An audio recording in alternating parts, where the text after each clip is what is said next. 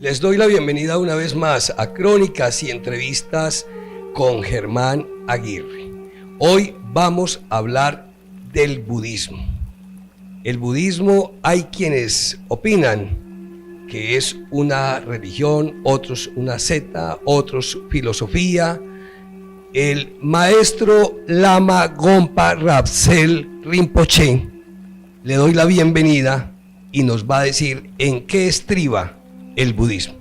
Gracias, Germán. Muchas gracias por invitarnos a tu programa. Vamos a hacer algunas aclaraciones sobre el budismo, que digamos en realidad es una corriente filosófica de Oriente que ha venido tomando mucho auge en Occidente. La historia del budismo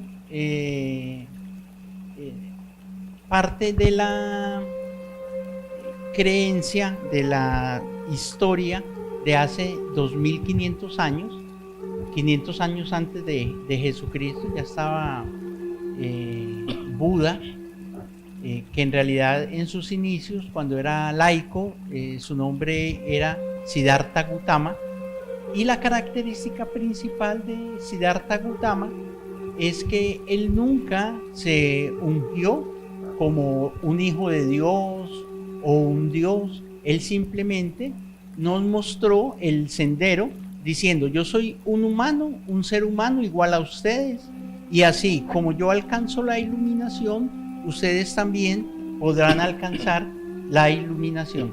Por eso, desde sus orígenes, el budismo en realidad no se ha considerado como una religión, sino que se ha considerado como una filosofía de vida, Germán. Cuando yo reviso acá, maestro, en internet, la definición de budismo dice: sistema filosófico y religión que tuvo su origen en las enseñanzas de Buda, siglo VI antes de Cristo. Se caracteriza por creer en la reencarnación y por aspirar a alcanzar el nirvana a través de una vida de quietud, contemplación, austeridad y disciplina moral. ¿Esa definición está bien o está inventada por Google? No, en realidad sí abarca ambos aspectos filosóficos y religiosos, porque digamos que en la medida, inicialmente Buda nunca quiso crear una religión. Él simplemente transmitió una ruta para alcanzar la iluminación a través del óctuple sendero, que es una de las 4 nobles virtudes donde radica el eje central de la enseñanza del budismo. El Buda, le hago un pequeño recuento. Buda se ubica, él es hijo de un rey, y a la edad más o menos de 25 años, el rey no quería que él se tocara con las cosas mundanas, entonces no lo dejaba salir del castillo para que no hubiera pobreza ni enfermedad. Todo era ideal para él. En una ocasión, Siddhartha, hijo del rey, le dice a su padre que lo deje salir del castillo. Él efectivamente organiza una salida de Siddhartha a la parte exterior del castillo, pero así como hacen cuando viene un político, que recogen todos los loquitos y todo. Exactamente. Entonces mandaron a recoger todo lo que no fuera bonito, a los viejitos, a los enfermos. Sin embargo, él en su trayecto ve en una de las esquinas a 4 personas. Ve a un cadáver, ve a una persona muerta, ve a un anciano, ve a un enfermo y ve a una seta. Esas 4 figuras para él fueron muy impactantes, y le preguntó a su sirviente que qué era eso, y él le dice: no, eso lo que nos está representando es el sufrimiento del ser humano. Eso lo impacta mucho a él, y entonces lo que hace Buda, en ese momento todavía no era considerado Buda, estaba buscando pues su camino de iluminación, y se va. Él ya estaba casado, tenía un hijo, y él deja a su familia, deja el reino y se va a buscar el asceta que había visto allá, que era un un monje. El ascetismo es que se olvidan de todo, no tienen ninguna propiedad ni ninguna tenencia. Entonces él se va a convivir con los ascetas durante 5 años. Durante esos 5 años él ve que el ascetismo no le ayuda a alcanzar la iluminación. Entonces él se pone a meditar y hace un juramento que no se parará desde un árbol de higuera que estaba ahí, y se pone a meditar hasta alcanzar la iluminación. Pasa mucho tiempo y hasta que efectivamente él alcanza la iluminación, porque al frente suyo cuenta la historia que pasó un maestro de música. Y entonces iba con sus estudiantes y les dijo a los estudiantes: si templan muy fuerte la cuerda, esa cuerda se puede reventar, pero si no la templan lo suficiente, no va a dar el tono que es. Él comprendió, le llegó la iluminación, que lo que necesitaba el ser humano era el camino medio, ni tan templado ni tan suelto. Y ahí él alcanza la iluminación. Esa es una de las historias de Buda. En la historia de la humanidad, ¿cuál hay mayor coincidencia de las religiones existentes entre el catolicismo, el cristianismo, el mismo ateísmo, que hay quienes lo practican, o cualquier otra religión? ¿En cuál hay mayor coincidencia con el budismo y con cuál no? ¿Con cuál hay una distancia enorme? Bueno, digamos que algunas versiones, no vamos a entrar aquí en mucha discusión, pero algunas versiones dicen que Jesucristo bebió de las fuentes del budismo.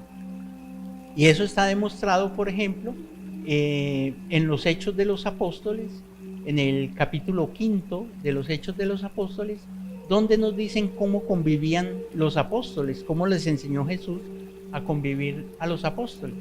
Y dice que todo lo tenían en común, ellos vivían en comunidad.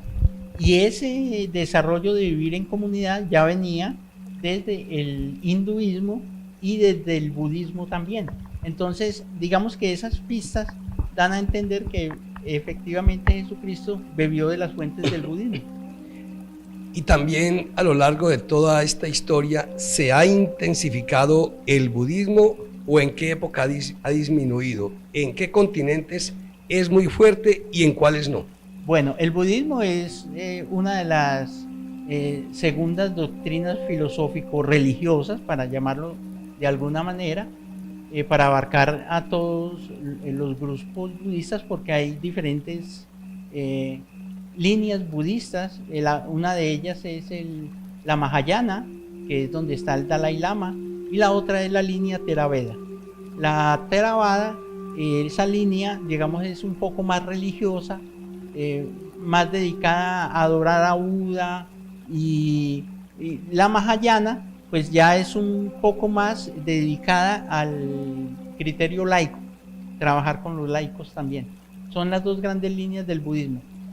Y digamos, con la pregunta que tú me hacías, que cuál se acercaba más, pues en realidad lo que pasa es que en el budismo creemos, sobre todo en la escuela nuestra, que es la Samasati, nosotros creemos en un Dios creador, en una fuente creadora, pero esa fuente no interviene en la vida de nosotros, simplemente nos da libre albedrío para nosotros desarrollarnos espiritualmente en la corriente que queramos desarrollarnos.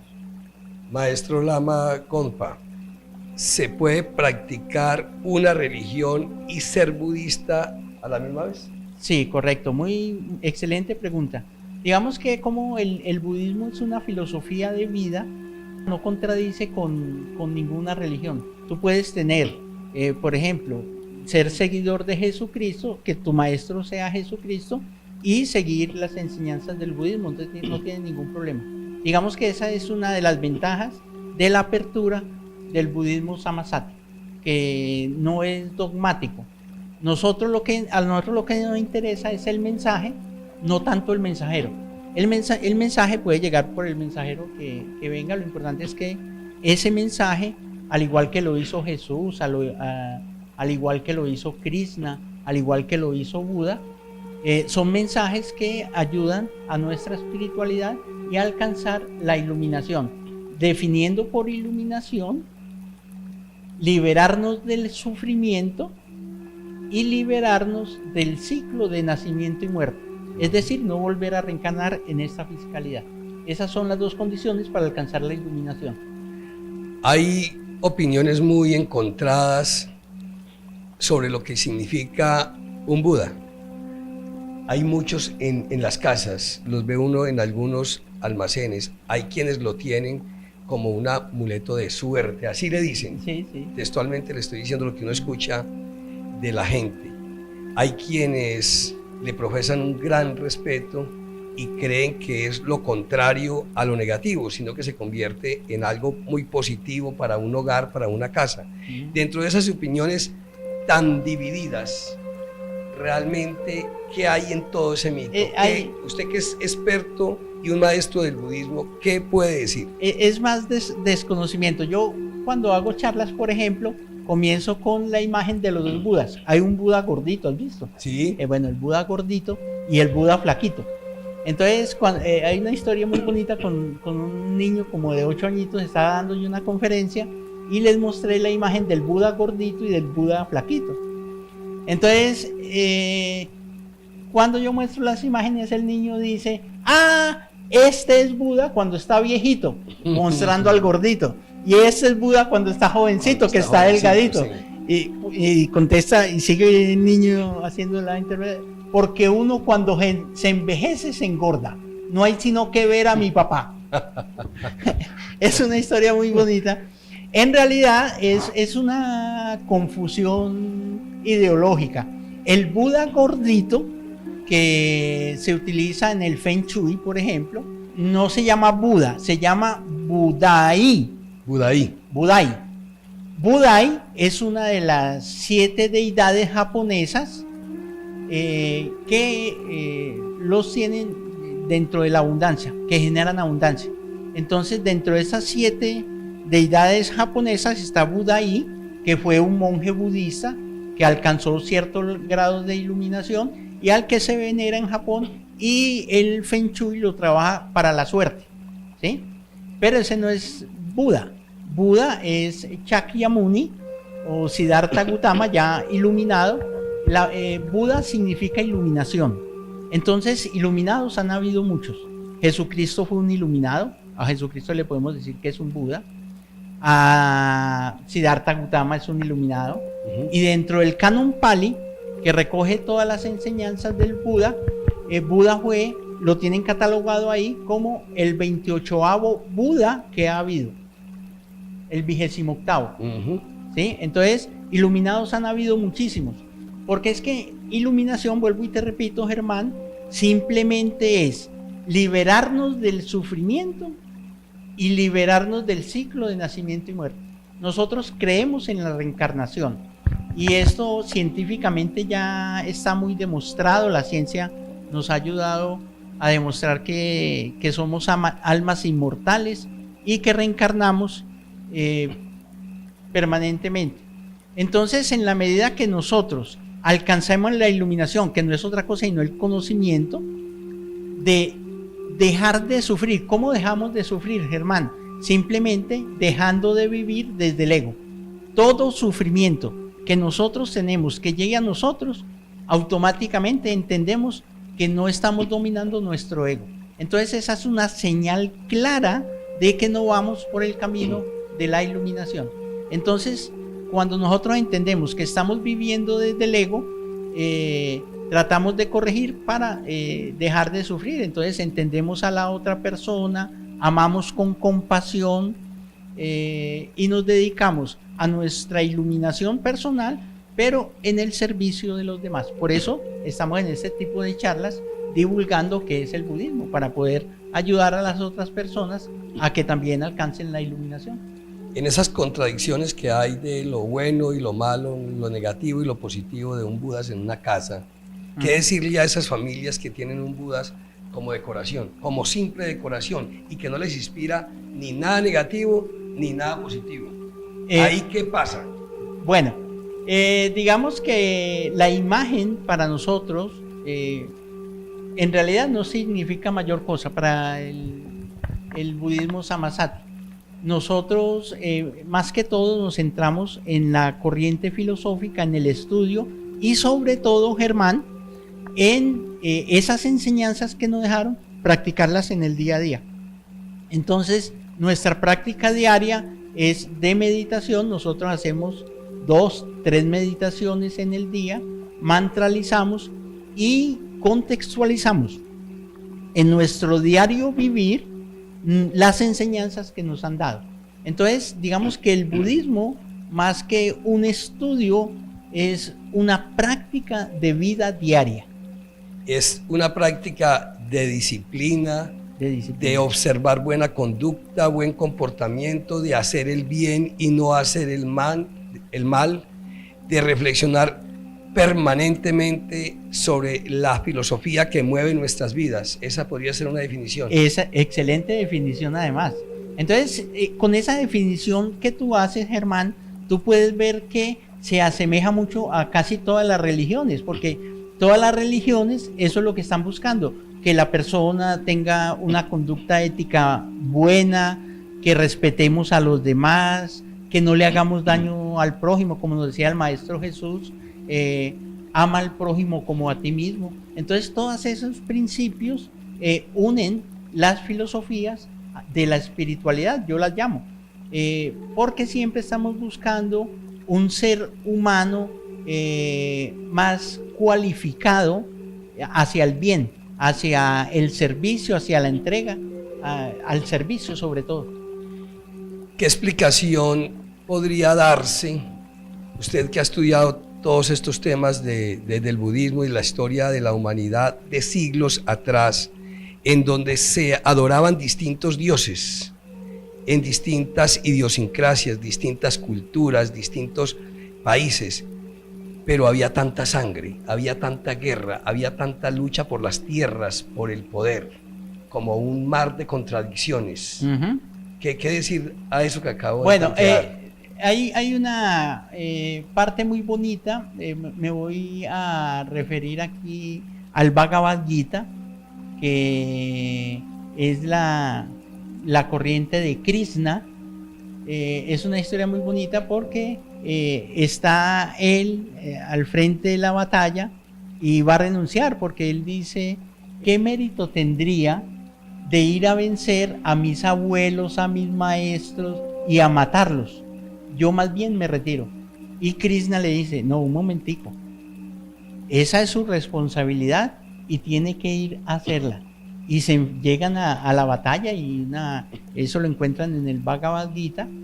Lo que nos quiere decir acá es que, digamos, no me voy a meter mucho en profundidad, pero nosotros visualizamos, y esto nos lo está demostrando la ciencia actualmente, nosotros estamos viviendo una realidad virtual. Esto que estamos viendo es un juego, eso nos lo está demostrando la ciencia, y ese es el concepto filosófico que tiene el budismo en general. Entonces nosotros tratamos de no calificar ni de bueno ni de malo, sino simplemente analizar las cosas como son, y nuestra esencia, nuestro Espíritu Santo, nuestro yo superior, encaminarlo hacia el camino del bien. Entonces es el concepto, pero sabemos que esto no tiene importancia, porque al fin y al cabo, cuando dejemos este cuerpo, nuestro Espíritu Santo va a seguir viviendo y tomará la decisión de reencarnar o no reencarnar. En esta realidad virtual que usted mencionaba, digamos, hay una enorme crisis de valores. Tenemos a una humanidad prácticamente loca. Yo entrevisto permanentemente a psiquiatras, psicólogos, y encuentra uno opiniones muy parecidas con respecto a lo que estamos viviendo. Se perdió el respeto por los mayores en los niños, los jóvenes, lo que no nos sucedía a nosotros donde fuimos criados bajo otras costumbres mucho más sanas desde todo punto de vista. Total, sí. Y donde había mayor tranquilidad. Hoy tenemos una niñez, una adolescencia que no respeta las normas, que contradice permanentemente a sus padres, que no le tratan de enseñar, sino de burlarse de sus padres. Sí, se ha perdido el Con, respeto. con toda esta crisis de valores, ¿cuál es el aporte que el budismo le hace a estas familias? Bueno, primero que todo analicemos de dónde viene, cuál es la causa de eso. Sencillamente que nuestra sociedad actual está viviendo completamente desde el ego. Entonces, el muchacho quiere tener su camisa de marca, su carro último modelo, sin siquiera haberlo trabajado, sin haberlo luchado. Todo es para satisfacer las necesidades del ego. Esa forma de vivir, podemos decir casi todo Occidente, de vivir desde el ego, es lo que nos hace entrar en esta crisis que estamos viviendo actualmente, porque dejamos de que nos importe el otro. No estamos pendientes del otro, sino estamos ensimismados en satisfacer nuestras necesidades, las necesidades del ego. Y primero yo, segundo yo, tercero yo, cuarto yo, quinto yo y sexta yo. ¿De acuerdo? Entonces, ese proceso de vivir desde el ego es lo que tiene en crisis a la sociedad. En la medida que nosotros empezamos a visualizar hacia adentro, en las meditaciones, que nosotros podemos estar bien, pero también debemos dar la oportunidad al otro de que esté bien, ese concepto cambiaría completamente el entorno y el caos social en que estamos. El budismo en Colombia, ¿cómo está hoy? ¿Cómo se ejerce? ¿Cómo se practica? Bueno, aquí en Colombia hay una escuela mahayana, está en Bogotá, en Tabio, se reúnen en Tabio. Nosotros pertenecemos a otra escuela que es la Samasati, y digamos que a pesar de que hay muchos seguidores, pues apenas estamos en los simientes del budismo como tal, como de la filosofía. Aunque la gente que se acerca al budismo tiene experiencias muy agradables, en el sentido de que, por ejemplo, como nosotros hemos sido, me incluyo, hemos sido formados en la religión católica con bases cristianas. Cuando llegamos al budismo vemos que la filosofía budista no riñe absolutamente en nada con el catolicismo, y entonces podemos hacer una convivencia paralela de las dos creencias. Eso ayuda mucho a la gente, y el Dalai Lama nos dice, no, tú no tienes que renunciar a tu religiosidad para practicar, para ejercer el budismo. Sí. Una persona que nos esté viendo, que nos esté escuchando, que nos esté siguiendo por nuestras redes y diga, caramba, me llama la atención conocer más del budismo, pertenecer a un grupo de budistas. ¿Qué tiene que hacer esa persona? ¿Dónde se reúnen frecuentemente? ¿Cómo se arman esos grupos? ¿O tienen sitios predeterminados? Bueno, nosotros ahorita a raíz de la pandemia principalmente, nosotros nos estábamos reuniendo aquí en Dos Quebradas, pero a raíz de la pandemia empezamos a explorar reunirnos virtualmente. Entonces tenemos reuniones por Zoom, hacemos meditación todos los días a las 5 de la mañana y a las 8:30, y tenemos nuestra página web que es www.comunidadsamasati con doble M, comunidadsamasati.org. En esta página, la voy a repetir nuevamente, Germán. Sí. www.comunidadsamasati.org. Y también tenemos un canal en YouTube que es Comunidad Samasati. Ahí pueden accesar a los videos y hacer meditaciones en las horas que les quede Cualquier fácil. persona de cualquier edad.